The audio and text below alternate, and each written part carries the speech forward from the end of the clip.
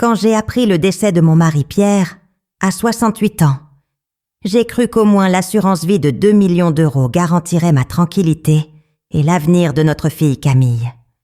Nous vivions dans un charmant appartement du 6e arrondissement de Lyon, où les matins commençaient avec l'arôme du café montant de la boulangerie du coin et le son des tramways traversant la place Bellecour. Julien, mon gendre, avait toujours été charismatique.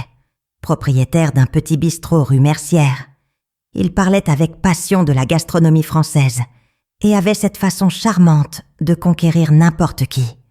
Quand il a proposé de gérer l'assurance de Pierre, promettant des investissements sûrs et visionnaires, j'ai hésité un instant. Entre une tasse de café fumant et le parfum des croissants tout juste sortis du four, j'ai fini par céder, faisant confiance à l'homme qui aimait ma fille. Je n'imaginais pas l'abîme qui s'ouvrait devant nous par cette décision apparemment simple et bien intentionnée. Julien s'est plongé tête baissée dans ses plans grandioses, avec une énergie que je n'avais pas vue depuis l'époque où Pierre rêvait de sa propre entreprise. Un restaurant à Marseille, des vins exclusifs de petits producteurs de la vallée du Rhône, même un festival gastronomique qui mettrait Lyon sur la carte culinaire internationale, tout semblait possible dans ses paroles.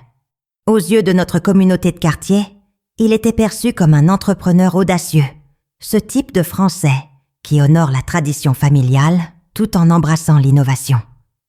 Mais au fil des mois, je remarquais des changements subtils. Les dîners sur notre balcon, autrefois remplis de rires et de projets optimistes, ont commencé à être marqués par des silences inconfortables et des regards évasifs. Les fournisseurs appelaient constamment, les impôts français s'accumulaient comme des feuilles, en automne, et Julien semblait de plus en plus distant. Il y avait quelque chose dans l'air, une tension qui grandissait comme la brume matinale sur le Rhône. La bombe a explosé par un froid matin de novembre. Lorsque l'assureur a appelé Julien directement, j'étais dans la cuisine en train de préparer un pot-au-feu quand j'ai entendu sa voix altérée au téléphone. Tout l'argent était gelé à cause d'une clause légale que personne de nous n'avait lue attentivement. Les achats faits au nom de tiers sans documentation spécifique ne seraient pas remboursés. Le choc a traversé notre maison comme un vent glacial des montagnes des Alpes, emportant toutes nos certitudes. Camille est rentrée du travail et a éclaté en sanglots de colère en apprenant la situation, tandis que j'essayais de contenir mon propre désespoir en observant Julien, les mains tremblantes, fixant des piles de documents qui semblaient écrits en chinois. L'éclat du rêve français qu'il nous avait peint s'est transformé en un véritable cauchemar, et chaque battement de l'ancienne horloge de Pierre semblait accélérer notre chute vers la ruine financière complète. À ce moment-là, j'ai réalisé que j'avais aveuglément fait confiance à des promesses enveloppées de croissants et de café. Sans argent, avec le restaurant fermé et notre confiance brisée comme du verre au sol, Julien a dû affronter les conséquences de ses décisions impulsives. Il a vendu la voiture, a rendu les clés de l'appartement qu'il partageait avec Camille et a fait face à notre famille avec le poids des promesses brisées sur ses épaules. Moi, malgré la douleur que je ressentais comme une pierre dans la poitrine, j'ai pris les rênes de ce qui restait de notre vie, découvrant que la dignité ne dépend pas de chiffres bancaires ou d'assurances millionnaires. Entre des conversations amères, arrosées de vin bon marché que nous pouvions maintenant nous permettre, et des silences lourds de leçons douloureuses, notre famille a dû reconstruire non seulement les finances, mais surtout la confiance qui avait été brisée. Camille est revenue vivre avec moi. Julien a trouvé un emploi de serveur dans un autre bistrot, et j'ai appris à vivre avec une modeste pension, mais la tête haute. Les matins à Lyon continuaient de sentir le café et les croissants. Mais maintenant je connaissais la vraie valeur de chaque euro, de chaque promesse, de chaque mot non lu dans des contrats qui décident des destins. Aujourd'hui, quand je passe rue Mercière et que je vois l'ancien bistrot de Julien transformé en magasin de souvenirs pour touristes, je réfléchis à la façon dont un document mal lu peut complètement changer le cours d'une famille. Notre histoire est devenue un exemple dans le quartier de la façon dont la bonne foi peut être dangereuse si elle n'est pas accompagnée de prudence et de connaissance. Julien fait toujours partie de la famille. Camille lui a pardonné. Et j'ai appris que l'amour signifie parfois accepter des erreurs humaines dévastatrices. Nous avons appris ensemble que les plus beaux rêves français peuvent se transformer en cauchemars lorsqu'ils sont construits sur des bases fragiles de contrats mal compris. La vie suit son cours dans les rues arborées de Lyon, plus simple maintenant, mais peut-être plus honnête. Et c'est dans ce contrat oublié, perdu entre des pages que personne n'avait eu la patience de lire entièrement, que le destin de notre famille s'est décidé, ligne par ligne, clause par clause, mot par mot, qui ont tout changé pour toujours. Quelques mois plus tard, en organisant les quelques papiers restants de l'héritage de Pierre, je trouve la lettre qu'il m'avait laissée, cachée parmi des documents anciens comme un dernier cadeau. Dans celle-ci, il me mettait en garde contre des clauses spécifiques de l'assurance et me demandait de ne jamais rien signer sans la présence d'un avocat. Des mots qui sont arrivés trop tard, mais qui ont apporté une étrange paix à mon cœur. Je réalise maintenant que Pierre, même dans la mort, a essayé de me protéger de ce qui est arrivé. Julien, en apprenant le contenu de la lettre, a pleuré comme un enfant, comprenant enfin l'ampleur de son irresponsabilité. Notre famille a appris de la manière la plus difficile que la confiance aveugle peut être plus dangereuse que la méfiance excessive. Aujourd'hui, nous vivons plus modestement, mais avec une sagesse qu'aucune somme en euros n'aurait pu acheter. Les dimanches après-midi sont toujours spéciaux, non pas pour les vins chers que nous ne pouvons plus nous offrir, mais pour les conversations honnêtes que nous pouvons enfin avoir, sans masque ni illusion sur qui nous sommes réellement.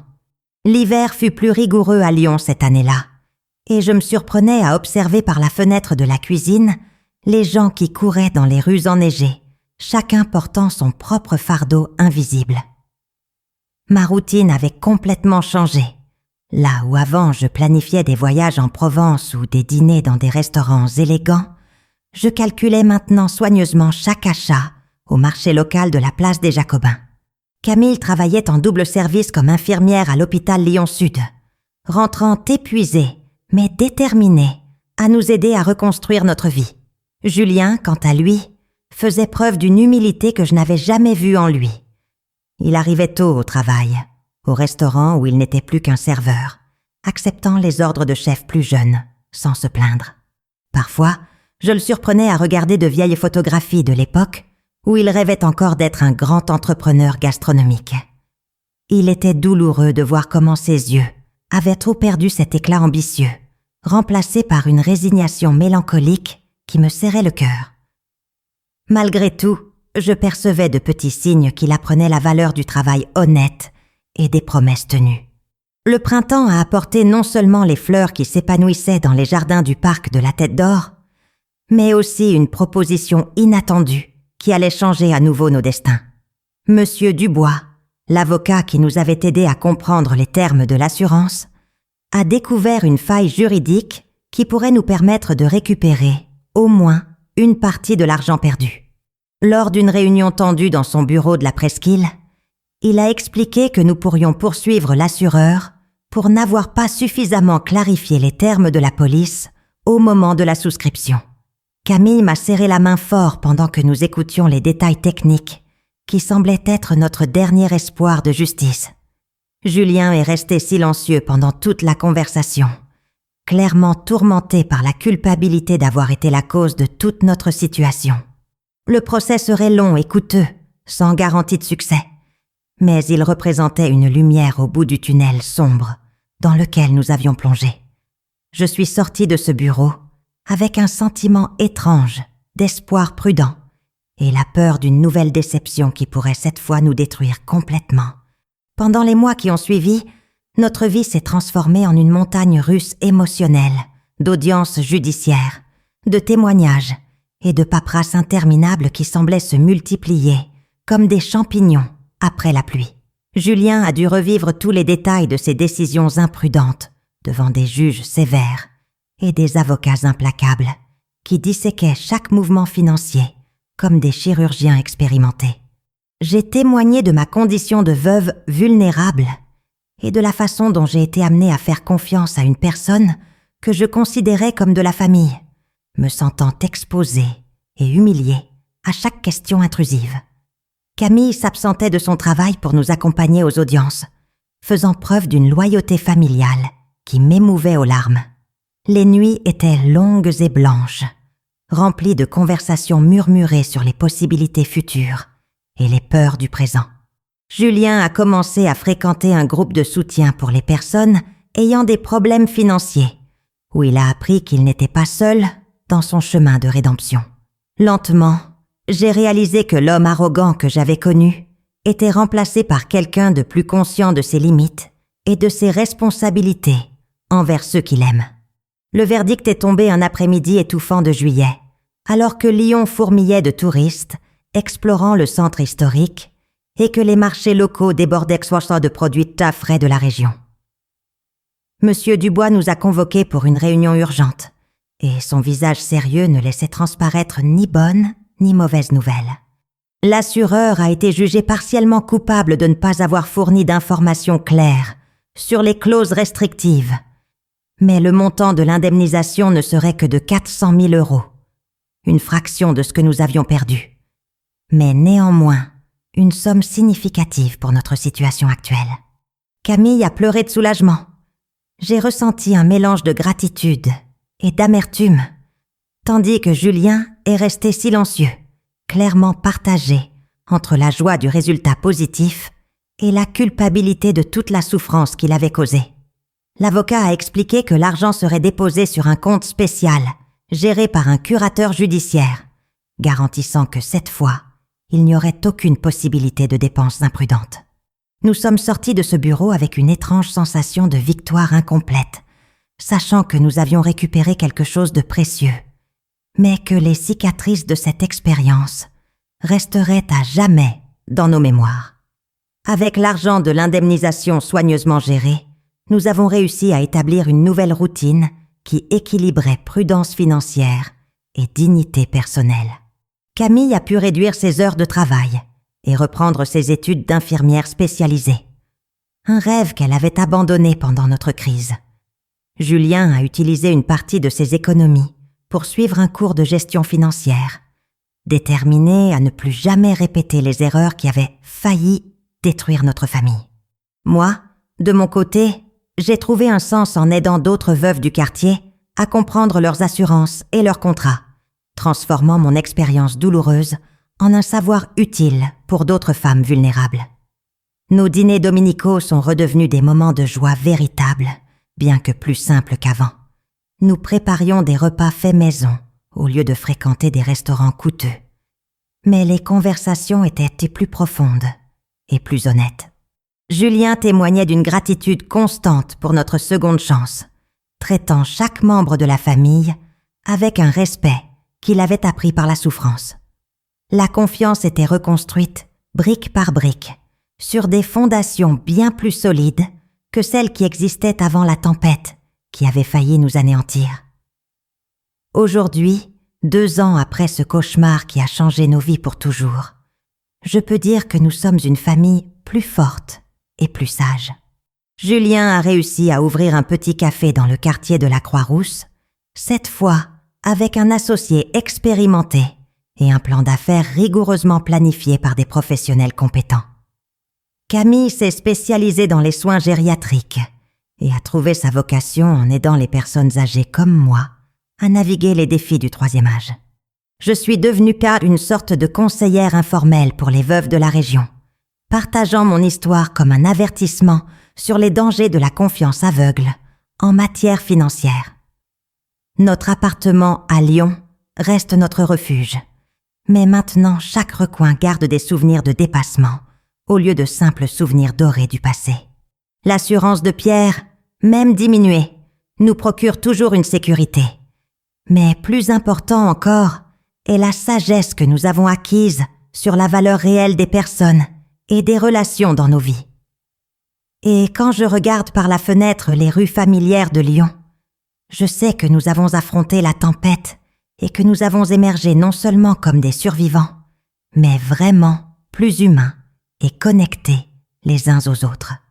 L'automne est revenu à Lyon, apportant avec lui les feuilles dorées qui dansaient dans les rues comme des confettis naturels. Et je me trouvais dans une position que je n'aurais jamais imaginé occuper. Mentor d'autres femmes qui traversaient des situations similaires à la mienne. Madame Rousseau, une voisine de 72 ans qui avait récemment perdu son mari, a frappé à ma porte un matin pluvieux, tenant une pile de documents d'assurance avec des mains tremblantes. Ses yeux reflétèrent le même désespoir que j'avais ressenti 2 ans auparavant. Cette sensation d'être perdu dans un labyrinthe bureaucratique sans issue apparente.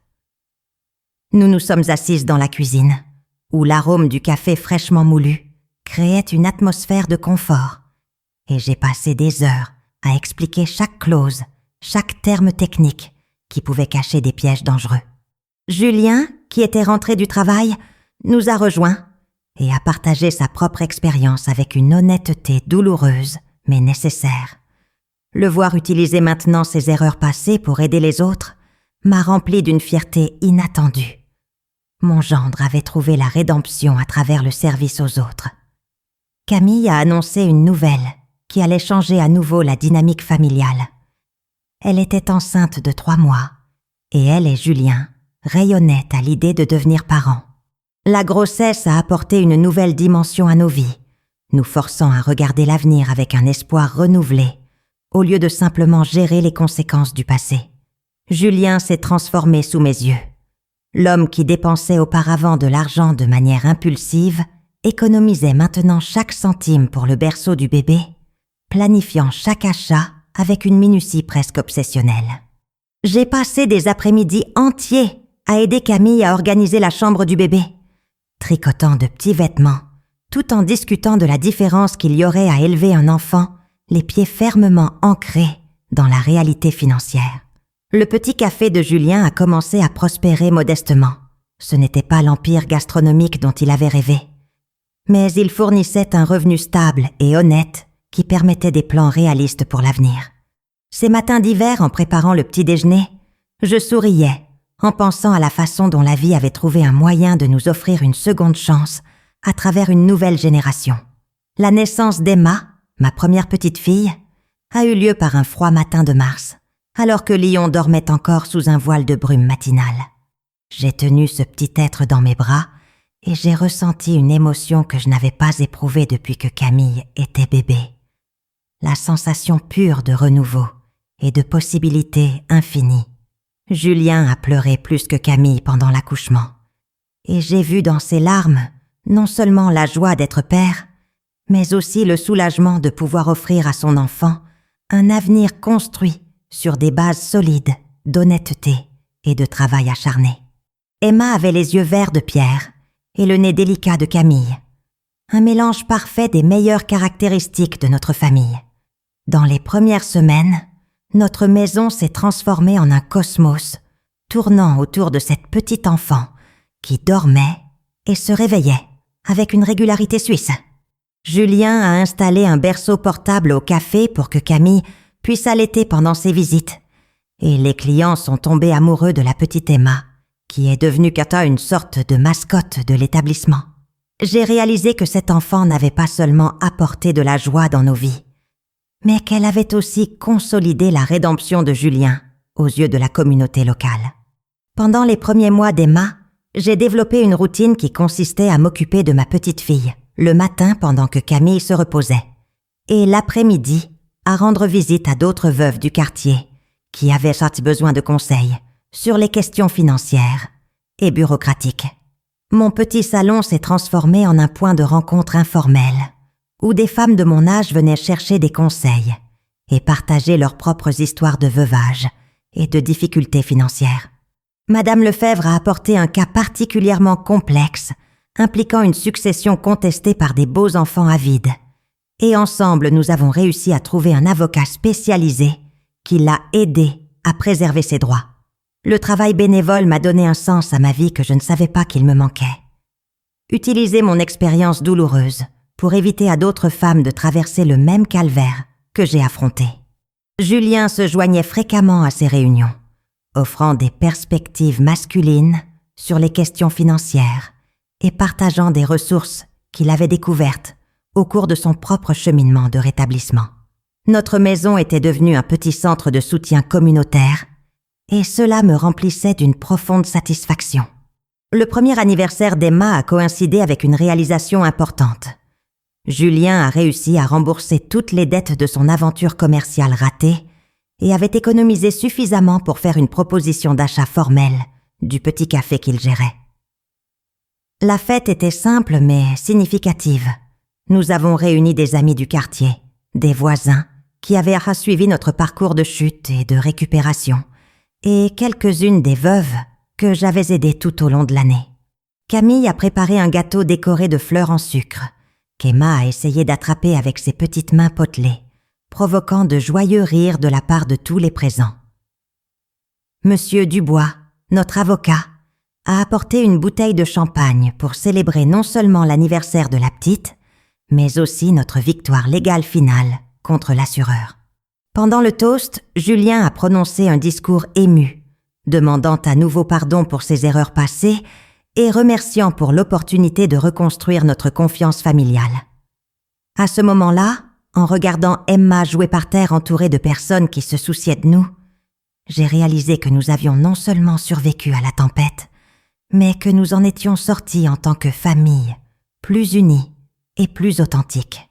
Aujourd'hui, alors qu'Emma marche déjà et prononce ses premiers mots, y compris un adorable grand-mère qui fait fondre mon cœur, je réfléchis au voyage extraordinaire que notre famille a parcouru ces 3 dernières années. Le petit café de Julien est devenu un lieu de rencontre apprécié dans le quartier de la Croix-Rousse, connu non seulement pour l'excellent café, mais aussi pour l'ambiance chaleureuse où des histoires de dépassement sont partagées quotidiennement. Camille était retournée travailler comme infirmière spécialisée, trouvant un équilibre parfait entre carrière et maternité et faisant preuve d'une maturité qui me rend profondément fière.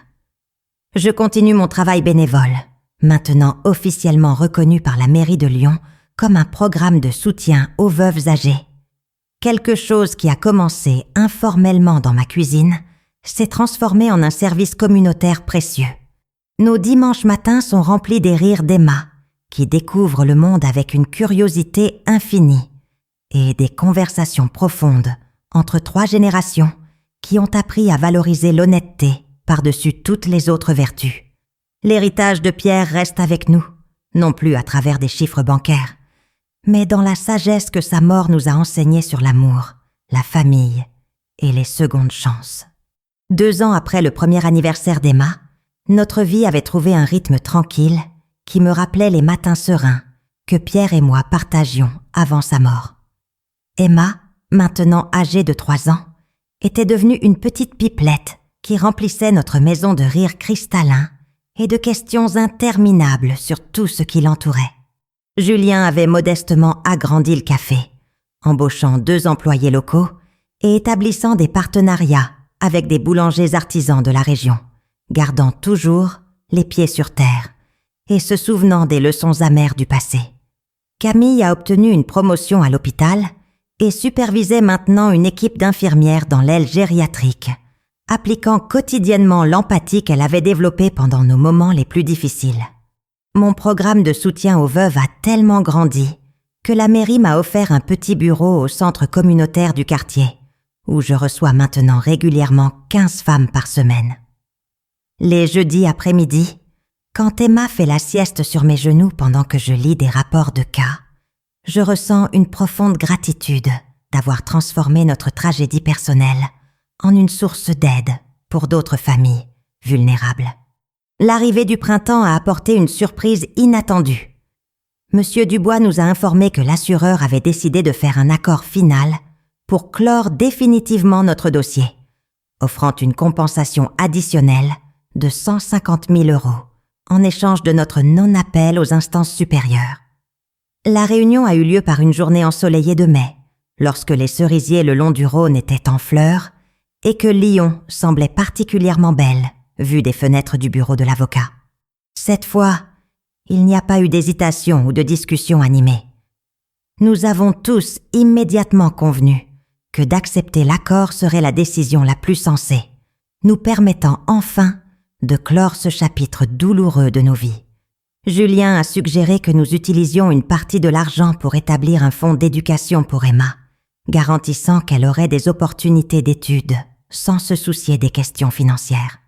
Camille a proposé de destiner une portion à l'expansion de mon programme de soutien aux veuves, peut-être en embauchant un assistant social professionnel pour les cas plus complexes. Nous sommes sortis de ce bureau pour la dernière fois en tant que famille qui avait appris à transformer l'adversité en sagesse pratique et en générosité partagée.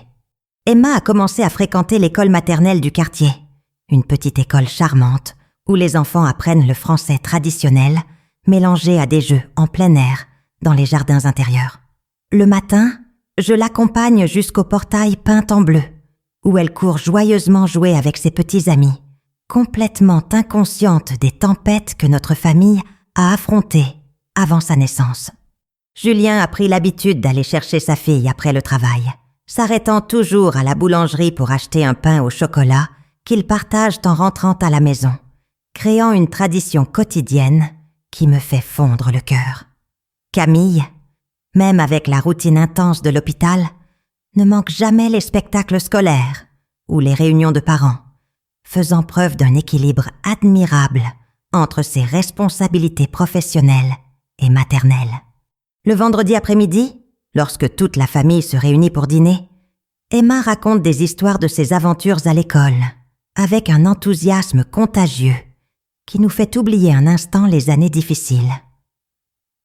En observant cet enfant grandir, entouré d'un amour stable et d'une sécurité financière soigneusement gérée, je sens que nous avons finalement accompli la mission que Pierre nous a laissée. Protéger les prochaines générations grâce à la sagesse acquise dans la douleur. Le 5e anniversaire d'Emma a été célébré dans le jardin du café de Julien, qui était devenu un espace communautaire où les voisins se retrouvaient non seulement pour prendre un café, mais aussi pour partager des nouvelles, célébrer des réussites et se soutenir mutuellement pendant les moments difficiles. La fête a réuni 3 générations d'histoires entrelacées, des enfants de l'école d'Emma jouant entre les tables, de jeunes parents échangeant des expériences sur l'éducation des enfants, et les veuves de mon groupe de soutien tricotant tout en observant la nouvelle génération grandir. Madame Rousseau, qui aide maintenant d'autres femmes récemment veuves, a apporté un gâteau décoré de fleurs véritables du jardin communautaire que nous avons établi derrière l'école. Julien a préparé un buffet simple mais délicieux, utilisant des ingrédients locaux et démontrant qu'il avait enfin trouvé sa place dans le monde de la gastronomie. Non pas comme un magnate des affaires, mais comme un artisan honnête qui nourrit sa communauté avec affection. Pendant le toast, quand Emma a soufflé les 5 bougies avec l'aide de ses petits amis, j'ai réalisé que nous célébrions bien plus qu'un anniversaire. Nous célébrions la reconstruction complète d'une famille qui a appris à valoriser les relations authentiques par-dessus les succès financiers. Camille m'a apporté des nouvelles qui ont à nouveau changé notre perspective sur l'avenir. Elle avait été acceptée dans un programme de master en gestion hospitalière. Une opportunité qui lui ouvrirait les portes de postes de direction dans le domaine de la santé. La décision n'a pas été facile.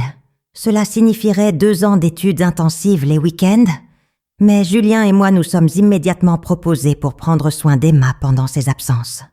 Julien a fait preuve d'une maturité impressionnante en encourageant sa femme à poursuivre ses rêves professionnels, même en sachant que cela signifierait plus de responsabilités domestiques pour lui. Nous avons organisé notre routine familiale, de manière à ce qu'Emma ne se sente jamais abandonnée. Je prendrai en charge les samedis matins, Julien les dimanches, et nous embaucherions une nounou qualifiée pour les après-midi d'études de Camille. Lors de notre réunion familiale pour discuter des détails pratiques, Emma a dessiné toute la famille ensemble sur une feuille de papier, y compris même le chat de la voisine, qui apparaît fréquemment sur notre balcon. Ce dessin simple a parfaitement capturé ce que nous avions construit. Un réseau de soutien solide où chaque membre contribue au bien-être collectif, basé sur une communication honnête et une planification minutieuse. Aujourd'hui, alors qu'Emma a déjà 6 ans et fréquente l'école primaire avec une confiance rayonnante, je regarde notre parcours et je vois clairement comment les plus grandes tragédies peuvent se transformer en fondations les plus solides pour une vie authentique. Julien est devenu un entrepreneur respecté dans le quartier, non pas pour les millions qu'il rêvait autrefois de gagner, mais pour l'intégrité avec laquelle il mène ses affaires et la façon dont il traite ses employés et ses clients comme une famille. Camille est en 2e année de son master, équilibrant études, travail et maternité avec une grâce qui me rappelle constamment à quel point elle a grandi depuis ces jours sombres où nous pleurions ensemble dans la cuisine. Mon programme de soutien aux veuves dessert maintenant plus de 50 femmes par mois et j'ai reçu une médaille de reconnaissance de la mairie pour service communautaire. Un honneur que Pierre aurait été fier de voir. Emma grandit entourée d'histoires de dépassement, apprenant dès son plus jeune âge que l'argent ne définit pas le caractère et que la famille signifie être présente dans les moments difficiles. Et quand elle me pose des questions sur le grand-père qu'elle n'a jamais connu, je lui raconte comment Pierre nous a appris que la véritable assurance vie ne se trouve pas dans les contrats, mais dans la sagesse que nous transmettons aux générations futures par l'exemple de la façon dont nous affrontons l'adversité avec dignité et amour.